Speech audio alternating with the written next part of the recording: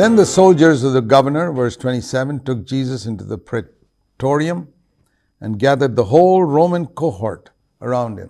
అప్పుడు అధిపతి యొక్క సైనికులు యేసును అధికార మందిరంలోనికి తీసుకొని పోయి ఆయన యొద్ద సైనికులందరినీ సమకూర్చిరి. They gathered all the Roman soldiers and they stripped him and put a scarlet robe on him. వారు ఆయన వస్త్రములు తీసివేసి ఆయనకు ఎర్రని అంగీని తొడిగించారు.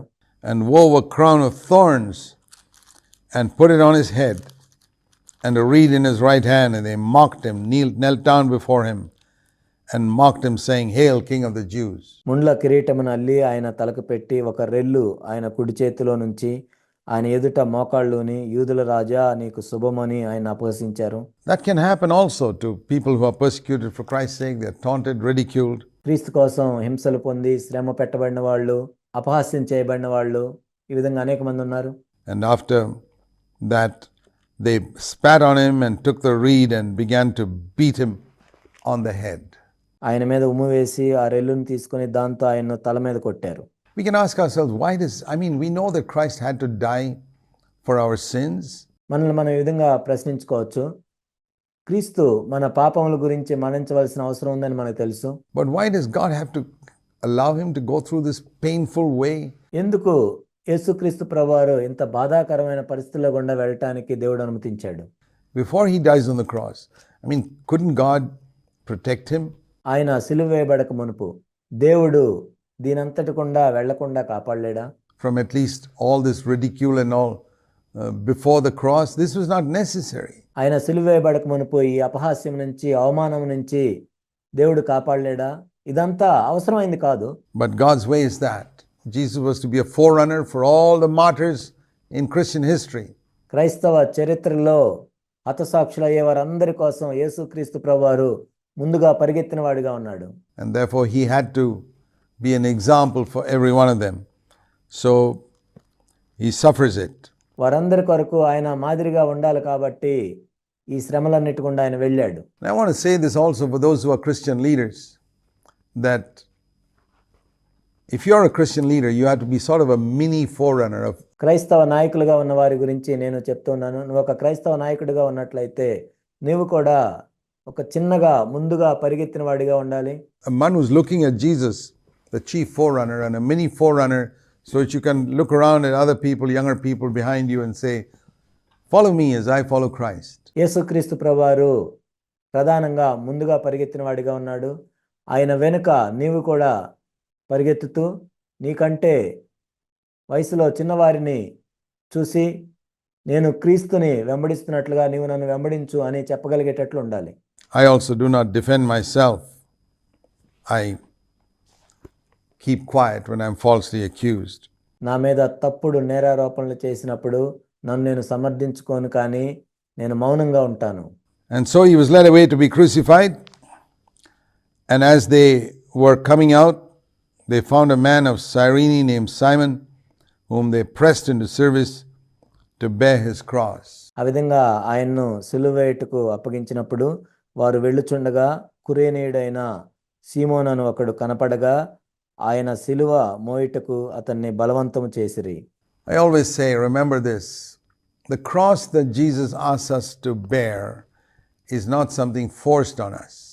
నేను ఎప్పుడు చెప్పేది ఏంటంటే, మనము యేసు ప్రభు యొక్క సిలువను ఎత్తుకొని వెంబడించాలి అని చెప్పినప్పుడు అది బలవంతంగా సిలువను ఎత్తుకోవటం గురించి చెప్పటం లేదు. The Roman soldiers forced Simon of Cyrene to bear the cross. ఇక్కడ రోమా సైనికులు ఏం చేశారంటే కురేనీయుడైన సీమోన్ను బలవంతంగా సిలువ మోసేటట్లు చేశారు. They forced Jesus to bear the cross. యేసుక్రీస్తు ప్రభువును కూడా సిలువ మోసేటట్లు వాళ్ళు బలవంతం చేశారు. But the cross that Jesus asks us to take is not something forced on us at all. కానీ నా సిలువను ఎత్తుకొని నన్ను వెంబడించుడి అని ప్రభువు చెప్పినప్పుడు అది బలవంతంగా చేసేది కాదు. ప్రభువు మనల్ని బలవంతం చేయటం లేదు. You don't have to take it if you don't want. If any man will come after me, let him take up the cross and follow me. ఎవడైనను నన్ను వెంబడించగోరిన ఎడల అనుదినము తన సిలువను ఎత్తుకొని నన్ను వెంబడించాలని ప్రభు చెప్పారు. And that leads to the crucifixion. అది సిలువ వేయబడటానికి నడిపిస్తుంది. So there's a voluntary choice there. You don't have to go to the cross if you don't want. కాబట్టి ఇక్కడ స్వచ్ఛందమైన ఒక తీర్మానం ఉంది. నీవు సిలువ వేయబడటానికి వెళ్ళొద్దు అనుకుంటే నువ్వు వెళ్ళాల్సిన అవసరం లేదు. But if you want to follow Jesus, there's no other way. కానీ నువ్వు ప్రభుని వెంబడించాలనుకుంటే వేరే మార్గం ఏమీ లేదు. And we read in verse 33, and when they had come to a place called Golgotha, which means the place of a skull, they gave him wine to drink mingled with gall, and after tasting it, he was unwilling to drink. వారు కపాల స్థలమును అర్థమిచ్చు గొల్గొతా అనబడిన చోటుకు వచ్చి చేదు కలిపిన ద్రాక్షారసమును ఆయనకు త్రాగనిచ్చిరు గాని ఆయన దాన్ని రుచి చూచి త్రాగనొల్లకపోయెను. Why was he unwilling to drink that wine? Because he didn't want to be dulled on the cross. ఎందుకు ఆ ద్రాక్షరసం త్రాగటానికి ప్రభు ఇష్టపడలేదు? ఎందుకంటే అది త్రాగి ఆ శిలువ మీద మత్తుగా ఉండాలనుకోలేదు ప్రభు. He wanted to be alert on the cross. There were a lot of things he had to accomplish. You see, ఆ శిలువలో ఎంతో మేల్కొని ఉండాలని ప్రభు అనుకున్నాడు. ఎందుకంటే అక్కడ చేయవలసిన పనులు అనేకమైనవి ఉన్నాయి. This was a little act of mercy that they gave him some type of anesthetic. ఇక్కడ మనం చూసినట్లయితే ఆ నొప్పి తెలియకుండా ఉండటానికి ఒక రకమైన మత్తుని వాళ్ళు ఇస్తూ ఉన్నారు, కొంచెం కనికరం చూపించి, where he wouldn't feel the pain so much. But he just tasted it and knew that this is an anesthetic and I don't want this. కానీ కొంచెం ఆయన రుచి చూసి ఇది మత్తునిచ్చేది, ఇది నేను తాగను అని ఆయన చెప్పారు. The Spirit of God prompted him, I believe, at that time, don't take it. దేవుని యొక్క ఆత్మ ఆ సమయంలో ప్రేరేపించిందని నేను నమ్ముతున్నాను, దీన్ని తాగొద్దు అని. And there was a need for that. He had to speak from the cross and forgive them and say, Father, forgive them, for they know not what they do. ఎందుకంటే ప్రభు అక్కడ మేల్కొని ఉండాల్సిన అవసరం ఉంది. తండ్రి, వీరేమి చేయుచున్నారో వీరికి తెలియదు కనుక వీరిని క్షమించండి అని ప్రభు అక్కడ అడగాలి. He wouldn't have been able to say that if he was anesthetized on the cross. ఒకవేళ ఆ శిలువలో ఆయన మత్తు మందు తీసుకున్నట్లయితే ఆ విధంగా చెప్పుండేవాడు కాదు. He had to take care of his mother and say, woman, I want to ask John to look after you. తన తల్లితో ఆయన మాట్లాడాల్సిన అవసరం ఉంది. అమ్మా, ఇప్పటి నుండి నిన్ను యోహాను చూసుకుంటాడు అని చెప్పాల్సిన అవసరం ఉంది. And most important of all, he had to forgive a repentant thief on the cross. వీటన్నిటికంటే కూడా ఇంకా ముఖ్యమైనది ఏంటంటే ఆ శిలువ మీద ఉన్న దొంగని ఆయన క్షమించాల్సిన అవసరం ఉంది. How could he do that if he was anesthetized? ఒకవేళ ఆయన మత్తుని తీసుకున్నట్లయితే ఇవన్నీ ఎలా చేసి ఉండేవాడు?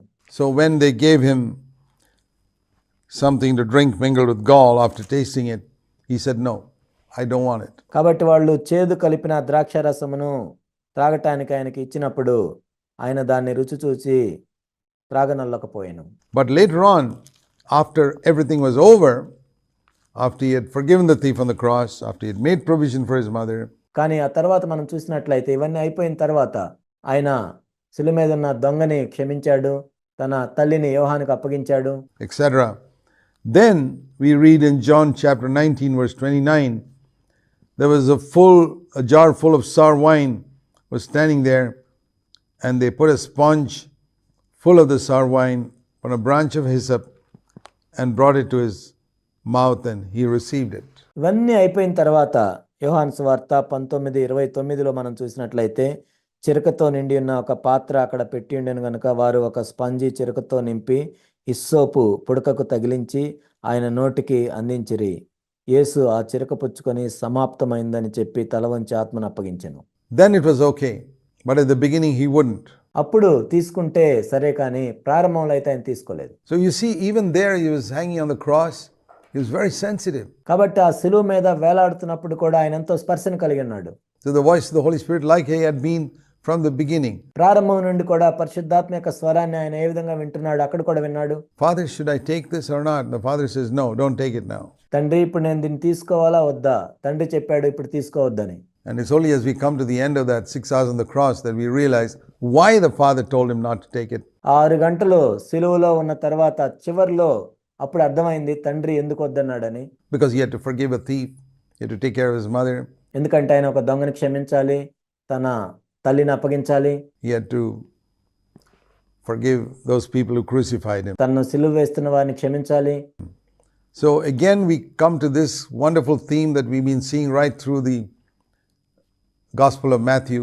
మరలా మనం దీన్ని చూస్తున్నాం. మత్తయి సువార్త అంతట్లో కూడా మనం చూస్తున్న అంశాన్ని ఇక్కడ మరలా మనం చూస్తున్నాం. The great thing in the Christian life is to learn to be led by the Holy Spirit. క్రైస్తవ జీవితంలో అతి ప్రాధాన్యమైనది ఏంటంటే పరిశుద్ధాత్మ ద్వారా నడిపించబడటం. This is the whole secret of the Christian life. క్రైస్తవ జీవితం అంతటికి ఇదే గొప్ప రహస్యం. And if we have learned this secret, then we have learned the most important thing. ఈ రహస్యాన్ని నువ్వు తెలుసుకున్నట్లయితే అత్యంత ప్రాధాన్యమైన విషయాన్ని నువ్వు తెలుసుకున్నట్లే.